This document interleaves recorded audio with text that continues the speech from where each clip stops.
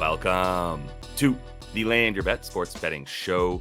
Late night here on Saturday as we get ahead of a 9-game NBA slate on Sunday. Missed out on Saturday, had a bunch of other stuff going on, but I did go 4-1 on Friday night, baby. Got to continue to follow along. If you would, subscribe to that page. We will be continuing along with these winners. Looking at 5 games in this slate here for you guys on this video with projections and some leans in them. I do have 2 best bets that I've already placed as well. I will throw those your way, and we'll talk about all these games here. So let's get right into it, starting with a bit about this slate. Back to backers, some teams here on the 9-game slate. Milwaukee just pulled out a really nice win against Dallas on Saturday, and they will be playing Utah on the back-to-back on Sunday. Got some stuff from that game that I'm already putting in as a bet. And then Charlotte and Indy, they play on Sunday. And then these are the front ends, I should say. Charlotte and Indy, and then Charlotte's in LA on Monday.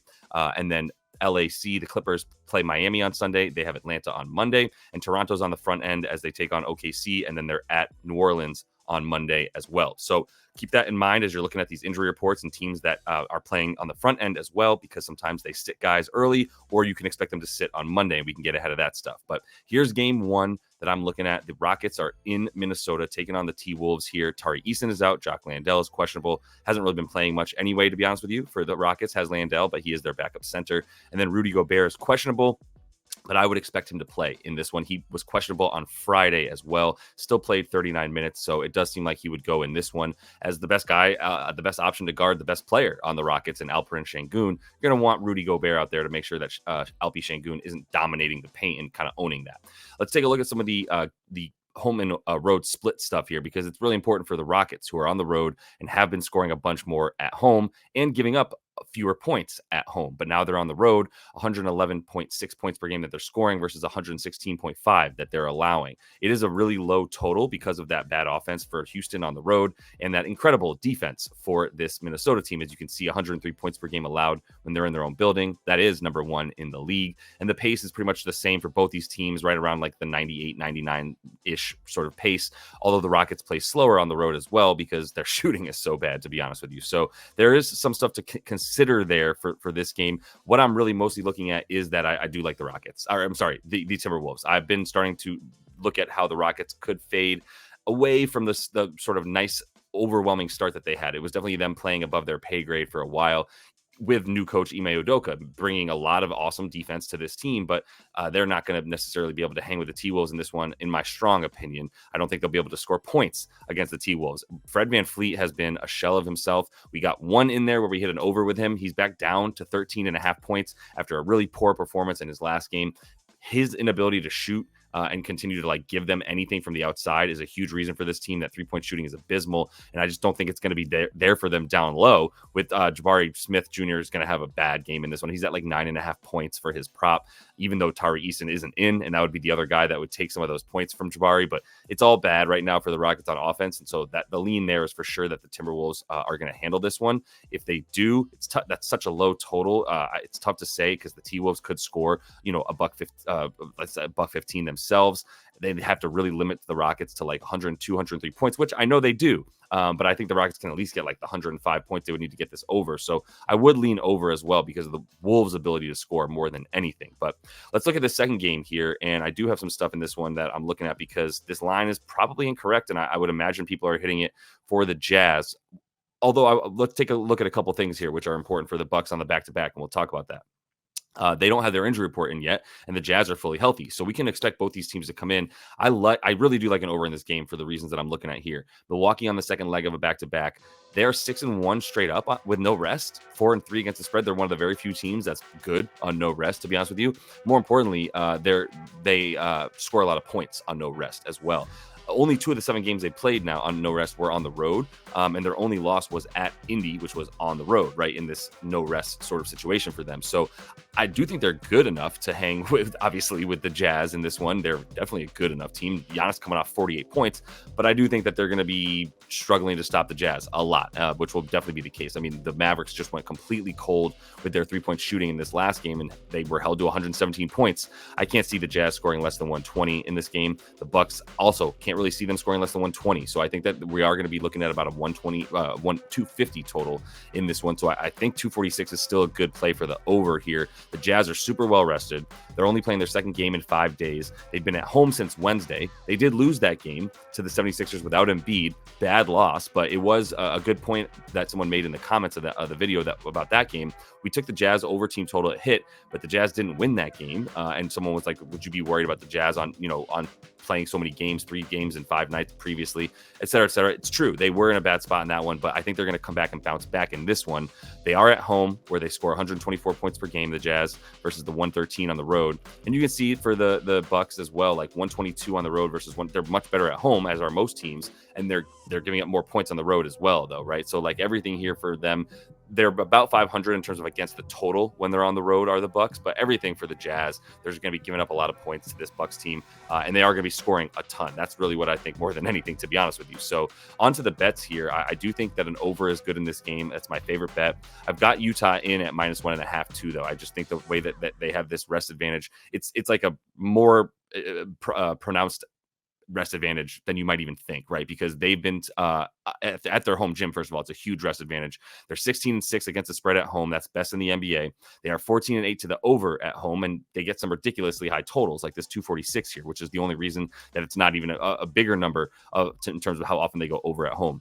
I told you that 6-1 to the over is what Milwaukee does when they have no rest. Those games average 253 points per game when Milwaukee is on no rest. So contrary to any kind of belief that they have tired legs, they just keep going and going and going. And to be honest, they can't afford to stop because they can't stop anybody on defense. That's going to be a huge problem against Utah, who continues to just be able to score $124 at home with ease. So we'll take them to go over, and we are going to take them to cover in this one as well, because I don't like Milwaukee's spot here with an extra, like I said, they're playing on this road trip. That's the no rest in the midst of a 5-6 game road trip.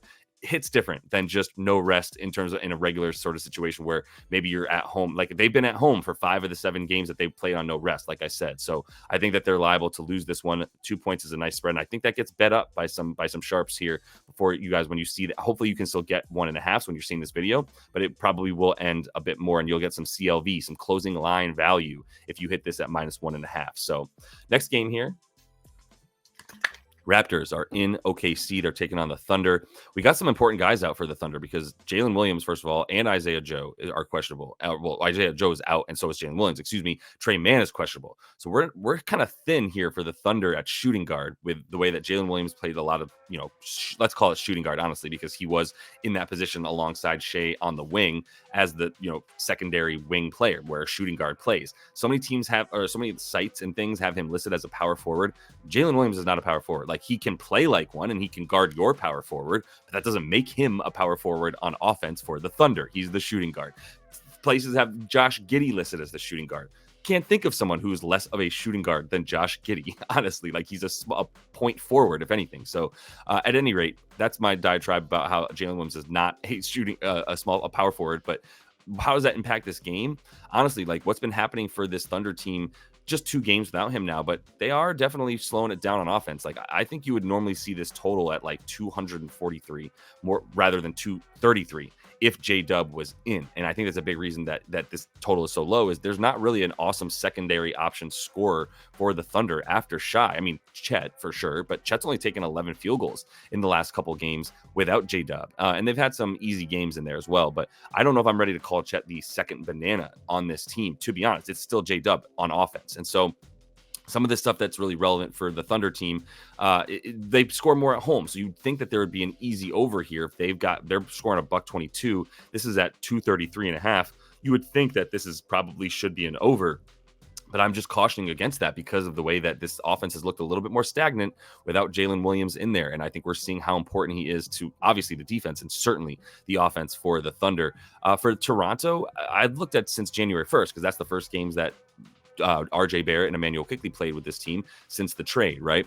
And in that time, things are very stark in terms of the splits that they have road and home. When they're on the road, a buck 19 versus 110 when they play at home. They are allowing 126, right? Like, so the main takeaway here is the 245 total that they're averaging when they're on the road versus the 221, 222 total that they're averaging when they play at home for the Raps. They're playing much faster. 3 points per 100 possessions faster is a lot faster. 3 possessions more basically per 100 is a lot faster. Let's put it that way. Like the 101.9 to 98.3 pace that they have in difference, massive difference. So once again, I understand that all these numbers lead us to go 233.5. Let's take an over in OKC at home. Games go over at OKC, etc. I understand that. I'm cautioning against it because of the fact that, like I said, without J-Dub, this offense just isn't the same, man. You can really force the ball out of SGA's hands, and then you're in a bit more of a predicament as the Thunder. This got bet down, by the way, from plus 12.5 for the Raps to plus 9.5 because teams thought that 12.5 point spread for the Raptors on the road without J-Dub playing for the Thunder is kind of legit, and I buy into that as well. So just proceed with caution if you want to just blindly smack an over for this Thunder game. It's not as simple as you might think. All right, game 4 here that we're looking at. We got this Clippers team at Miami. The man, Miami has just been struggling. Like the immediate reaction here for me is Clippers minus 3.5. That's almost like too smelly. Like it's almost like wrong. It should be bigger. But the Heat at home are still going to get the respect. And I would once again caution against blindly just hitting a Clips team as hot as they've been. Right? They've been incredibly hot as of late. One of the best teams in the league with the 3rd best net rating over the last 15 games. So I get it. I'm with it. But the Heat, I don't know if the turnaround started yet. They had a really ugly win in their last game on Friday where they pulled it out 110-102. And that was not a pretty game for them at all. I can't believe I just forgot who they played. Yeah, it was the Wizards. It was the Wizards. They played the Wizards 110-104. They had to squeak that one out. And so if you think that one win against the Wiz is a reason to think that like this is turned around for the Heat, I'm not there with that. Like I'm still pretty scared of them. I'm not staying away fully. I haven't hit anything for that game yet. I would lean to the over in this game. I think the Clippers will be able to score. And I do think that the Heat will have some ability to score. I honestly don't know why I would say that. They've been one of the worst offenses in the league. The over is still a bit scared. You could tell I'm still wishy-washy on the total there in general. Let's just take a quick look at some of the injuries here as well, because we got Orlando and Duncan Robinson both out still. Ivica Zubac is questionable. If he plays, pretty interesting stuff there. I do like the Clippers even at 3.5 if Zubac is playing. He's been incredible defending the rim this season. He's missed the last 9 games, though. He's still questionable. He was questionable. Or actually, this is his first questionable tag because he was out last game. So it seems like there's still one more game in the balance for him to be before he gets in there for Ivica. So I would hold off on necessarily believing in that minus 3.5. I want to see that tomorrow before I just go, yeah, minus 3.5 for the Clips. But that's the early lean for me on this game. All right, last game I have for you here, Magic and the Pistons. I do have some stats here that are relevant to this game and a potential bet. And it's really interesting to me about the Pistons that in the last 10 games, they are 9-1 against the spread. These stats here are for the last 10 games for this team. They've scored 117 points per game in the 6 home games they've played. 8 home games they've played. I'm sorry. They're 2-6 at home, and they've scored allowed 120. So not quite as well at home that they've played, but they have done well on the road, where they've got 125 points per game and they're allowing $122.5. And that's because they played some bad teams on the road, like the Charlotte Hornets. But the pace is also up a lot when they're at home. They're trying to score more points at home. They're just not as good. They play better teams too. But like I said, that 3-point deficit, right? So they've scored 117. They've given up 120. They definitely have been much bigger than 3-point underdogs in most of those games. This one, they're down to about 6.5. That scares me a bit against this Magic team, who's also on the right track, trending upward now that they have everybody back. Really nice win against Minnesota at home the other night, right? Now they come back into the Eastern Conference here, still on the road, but I think that they're going to continue to be a good road team. I leaned for them to cover the 6.5 points here. I'll have an actual bet for them tomorrow. I do think I'm going to have a bet for Bogdanovic as well. Bojan Bogdanovic is at 17.5 points. That's a bit low. Not a good matchup. Obviously, this small forward team, this small forward and power forward heavy team for the Magic is not a good matchup for Bojan. but I still think that the 17.5 is low. He's taking like 15, 16 shots a game over his last 10. So it seems like he's they're really potentially auditioning him for a trade. I think that's why he keeps getting so much usage, so many minutes, and so like scoring so many points, basically going over this number in 7 of his last 10 of the 17.5 points that he's at. And he scored 17 twice in this last 10 game span. It's just not a good matchup. So I haven't pulled the trigger yet. I want to see what happens in the morning as well. See if anybody's kind of touched that, if anybody else is on that, to be honest, because if there are some other people on it, might be something that makes me stay away from it, to be honest with you, because I don't like it when the public is, betting on the things that I'm betting on, obviously. So either way, the 6.5 point spread here is one that feels good for the Magic, but I think the Pistons will be hanging around on offense. We might be able to get a good amount of points in this game. 226.5 is the total. It's pretty high for a Magic game, honestly, and I think they're going to be able to stop what the Pistons want to do for the most part. We'll see, though. In this one, the 6.5 is low, but the Bojan Bogdanovic is probably going to be my favorite bet at 17.5 points. So we'll come back to that tomorrow. We always have a video up at 12 p.m. on the day of games. That's out here on the West Coast, I should say, 3 p.m. on the East Coast for you guys. So I'll have that as a few of those other games are tipping off. I'll try to get it out a bit early tomorrow. Hopefully it'll be out. Like I said, I'll have a bit more info on the injury report so I can get that stuff out to you guys. But either way, I appreciate everybody following along and subscribing to that page. Please continue to do so if you would. We're definitely going to continue to talk to you in the comments as well. So hit me up there if you have anything to say or questions or comments or anything. And we'll keep trying to stay hot. Like I said, 4-1 in that last video. So we're going to have 5 bets. Already got the 2 in here that I gave you with Utah in that Bucks game. So make sure you get those in if you were tailing along. And until I see you next, happy betting.